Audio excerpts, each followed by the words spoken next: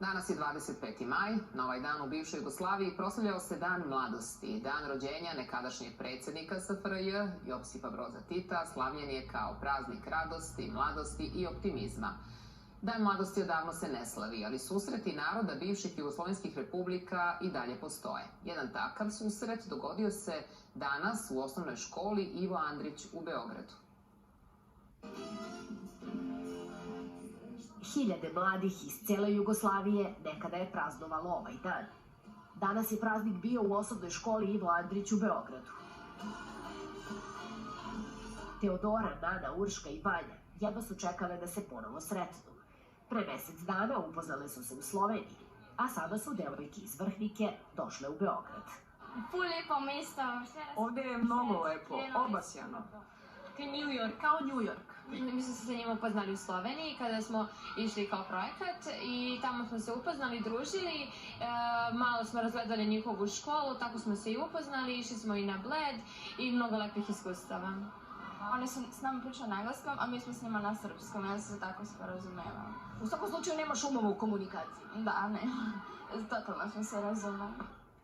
U okviru Erasmus projekta učenici osnovnih škola iz Hrvatske, Slovenije, Severne Makedonije i Srbije posećivali su jedni druge, a usput i učili jedni od drugih putem digitalnih platformi. Cilj je bio da se povežu u svakom smislu.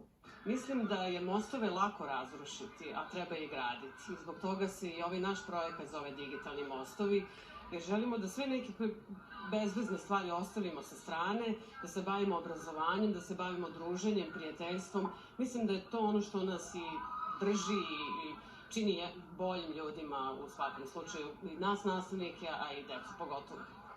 Sasvim slučajno, završni susret u Beogradu dogodio se na Dan mladosti, a druženje će trajati 3 dana.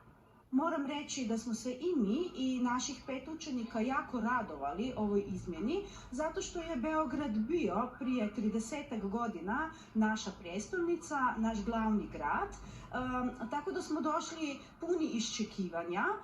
Nastavnicima ovi susreti znače možda više nego deci, jer ih, kako kažu, podsjeća na vreme kada se živelo u jednoj državi.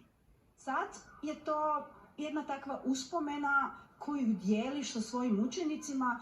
Ja učim povijest, historiju i baš u 9. razredu u zadnjoj godini mi govorimo o Slovencima u Jugoslaviji. Padamo u jugonostalgičare i voljela bih da sam bila na nekom sletu i da sam učestvovala, bila sam mala, ali sećam se te atmosfere i sad nekako kad je taj datum, kao da osjećam celu tu atmosferu tog regiona koji je nekad bio Jugoslavije i rado ga se sećam. Mislim da je to bilo veoma lepo. Iako će kroz školovanje tek učiti o nekadašnjoj zajedničkoj prošlosti, ovi mladi ljudi kažu da će u budućnosti nastaviti da komuniciraju i da se viđaju čim im se za to ponovo ukaže prilika. Nataša Jovanović, Euronews.